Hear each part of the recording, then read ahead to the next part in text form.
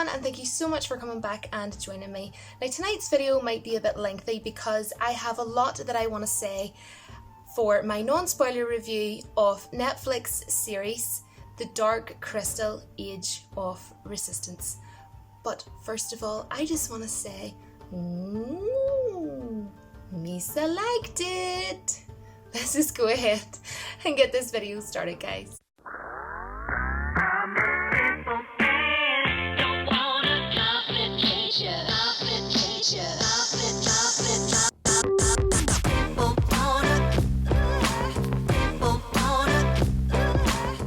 Basically what I was trying to do in the beginning, embarrassingly guys, was the Skeksis, who are villains in The Dark Crystal, in case anybody hasn't seen, the movie or whatever, and they don't know who the Skeksis are, they're villains in the movie.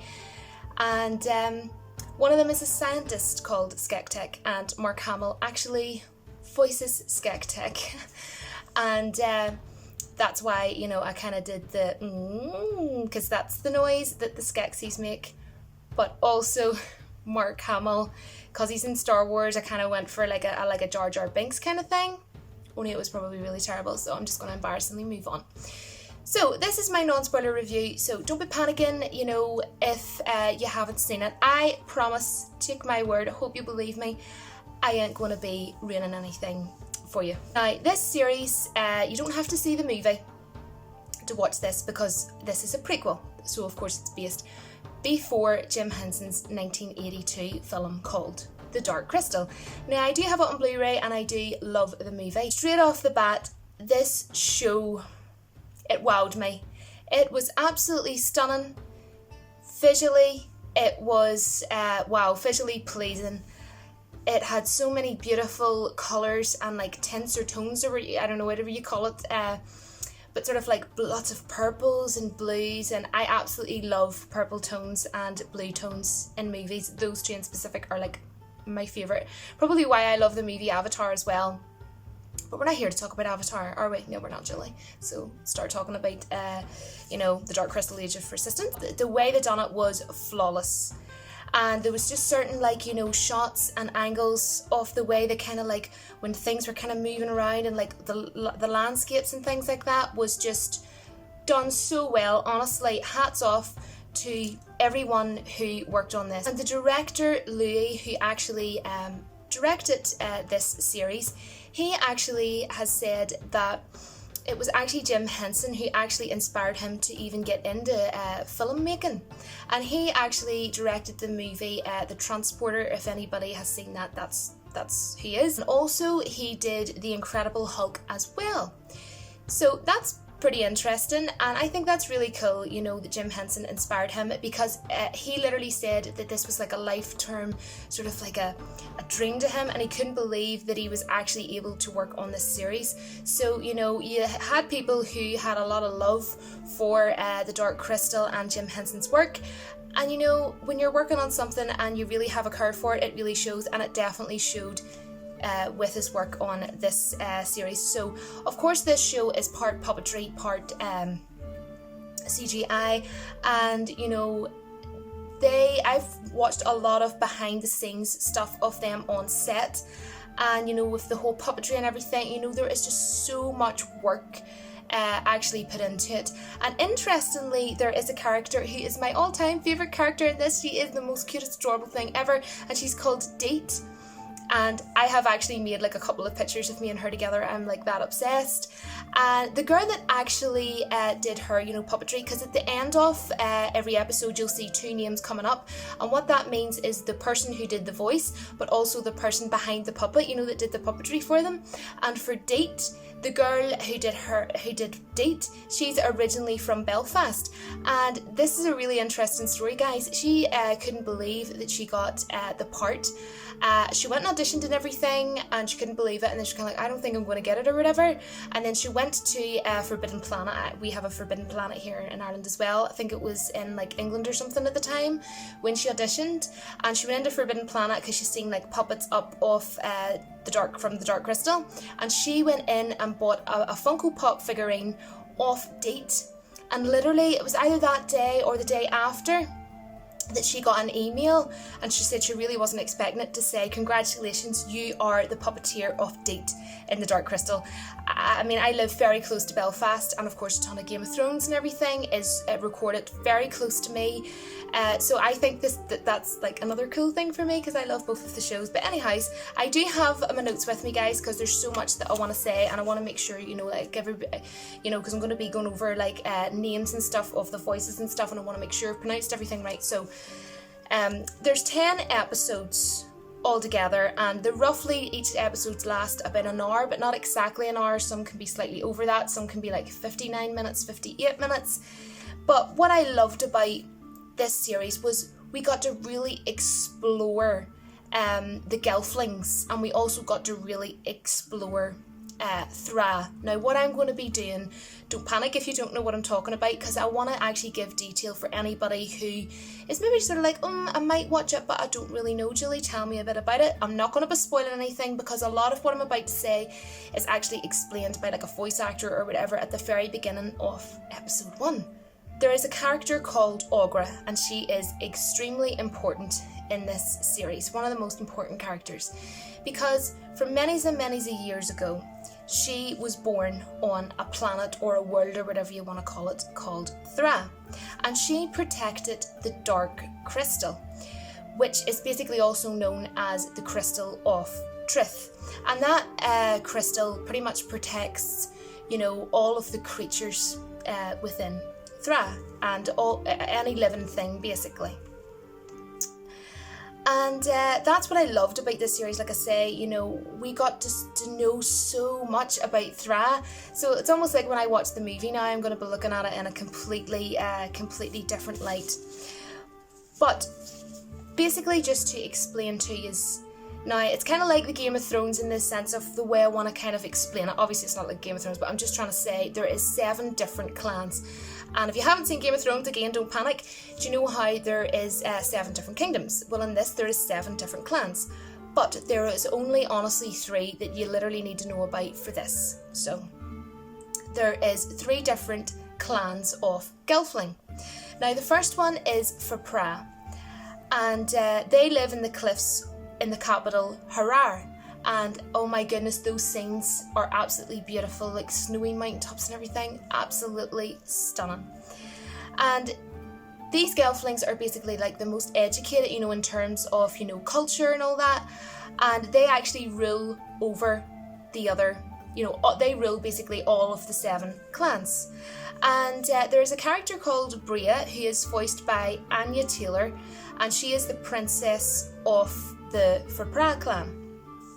We also have Mira, who is also in the Thra clan, and she's actually voiced by Alicia Vikander, and I don't know if any of you have actually seen her as Lara Croft in Tomb Raider movie. I absolutely love that movie. You can let me know what you think of it. I actually did a review on that, I think about a year or so ago.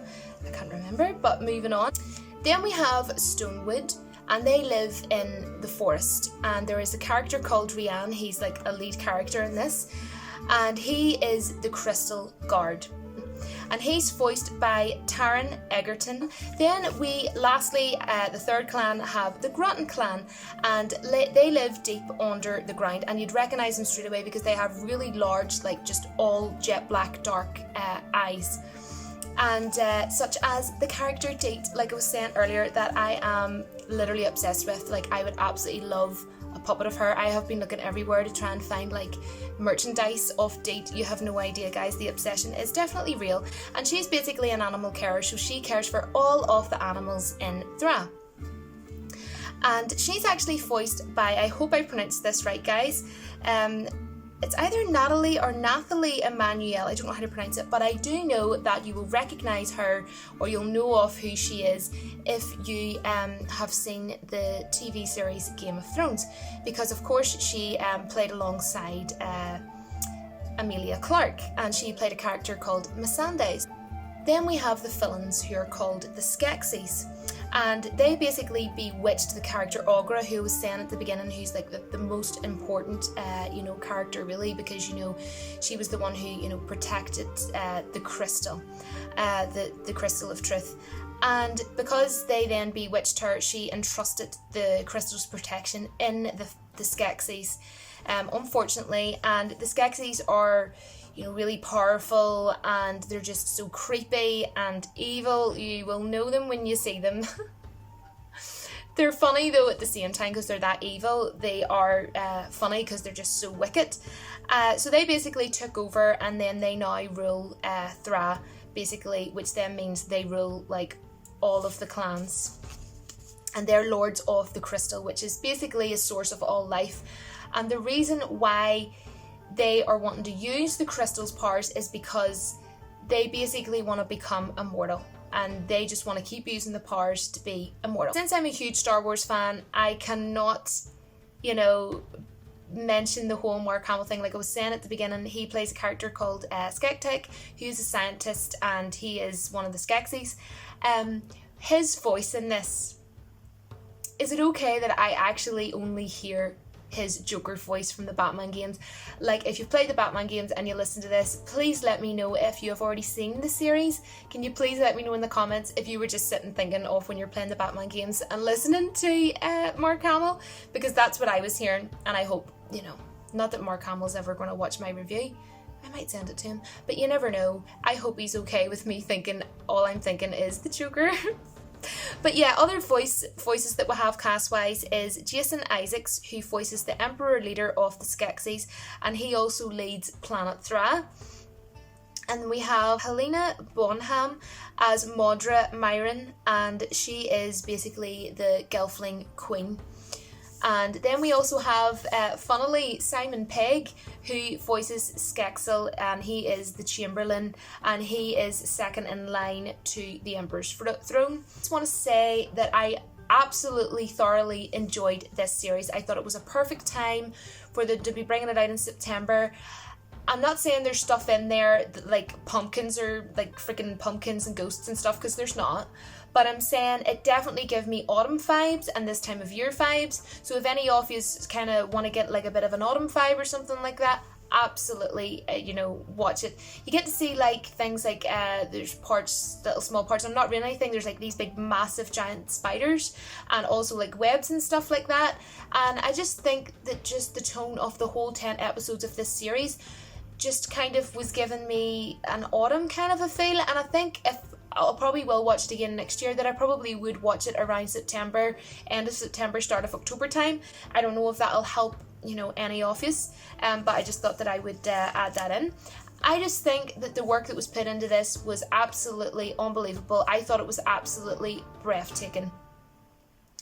The landscape, the way they shot it, the puppets were absolutely fantastic, honestly, absolutely fantastic. And there is funny bits of it as well, there is like a funny tone to it too.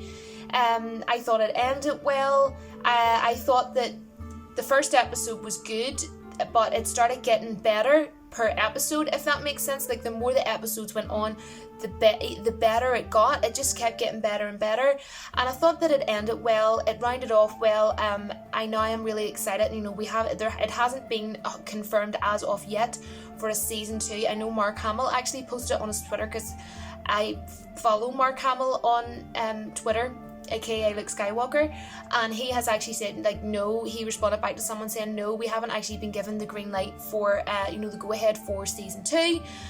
I thought that it had been, but obviously not. But I think Netflix, I'm so glad firstly that Netflix actually did take this on.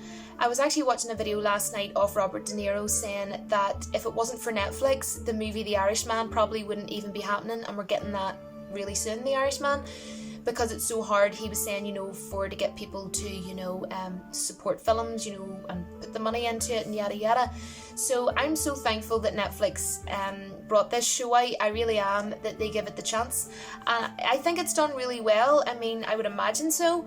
So I hope that that's going to be, that we're going to be getting a season 2. I would love to see a season 2. I think it would be such a shame to not see a season 2. I want to see what happens next, in my own personal opinion. Music I want to talk about, because the music was really beautiful. You know, very therapeutic kind of, I thought, and to me sounded very mystical and sort of like Celtic music, so I was all for the music. I love the music. And what I love about this series is, you know, it didn't take away anything from the original, or, you know, Jim Henson's, you know, original movie, The Dark Crystal, because I know it was such a long time ago, and I know it's so nostalgic for people, and people were worrying, you know, even before this was released, saying, oh, I'm scared to watch it in case it takes away from my childhood. My advice would be, personally, in my own opinion, I don't think it did. I would honestly, I cannot recommend this enough for those of you who actually do really love Jim Henson's The Dark Crystal movie. I like it myself, and I actually, you know, it is hard to pick because you can't really, you know, compare a whole season of something toward a movie. And of course, you know, I mean, it was the original movie, but all I'm saying is if I had to pick, so far up to now, I actually prefer, kind of, maybe only on a small way, prefer the series. And something that I did forget to actually mention, guys, is there is like a little podling, and that you call him like a podling, and his character name is Hop. And he is like a little sidekick of Date, who is my favourite character. And him as a sidekick with Date, he's so cute, he's so adorable. I'll try and bring up a picture of him, maybe a picture of him and Date together, but I thought he was just the cutest. I thought this whole thing was adorable. You know, there was a bit of laughter in it, there was a bit of humour, you know. I actually thought the evilness of the Skeksis was freaking hilarious. I really loved Aughra's character in it as well. I have to say she's probably one of my favourites as well. I think she's really funny, and I really took to her character. I loved Aughra in this. Yeah, I really liked Rianne as well. There were so many characters in this that, you know, you probably will take a liking to, you know, an awful lot. And I really bought into all the characters, and they didn't sort of stray away or anything to the point where you're going, oh my goodness, what did they do? They've destroyed Jim Henson's The Dark Crystal movie. I don't think so at all. And that is my own personal opinion. And yeah, I mean, I don't really know what else to say other than I cannot recommend this enough. Now, I can't say I recommend this to, you know, everybody, because I don't know if this is going to be for everybody. But visually, even if you don't think this is going to be something that is going to be of interest to you, stick it on. What's the worst that could happen? At least even try and appreciate the visuals, because if you're one of these type of people and you love something that's like so visually breathtaking, like The Lord of the Rings, for example, this was absolutely breathtaking. And I'm honestly not just saying that. I really, this was a really positive one for me. I thoroughly enjoyed it. I think it would be something that would be kind of cool to maybe consider, maybe perhaps getting on Blu-ray, because I think with the colours and the tints and the tones and everything, it might be even more magical. This was magical for me. So, in my opinion, heck to the freaking well, yes, is what I am going to say to that. Let me know if you have seen The Dark Crystal and you like it. Now, as this is a non-spoiler review, guys, I will delete any comments, you know, of people, you know, trying to talk about spoilers and things like that, so please try and behave yourselves down in the comments. But aside from that, you know, let me know who your favourite character was, or if you liked the series. Don't be talking about any major things that sort of, you know, went on. Other than that, guys, thank you so much for watching, and until my next video, don't forget that the Force will be with you always.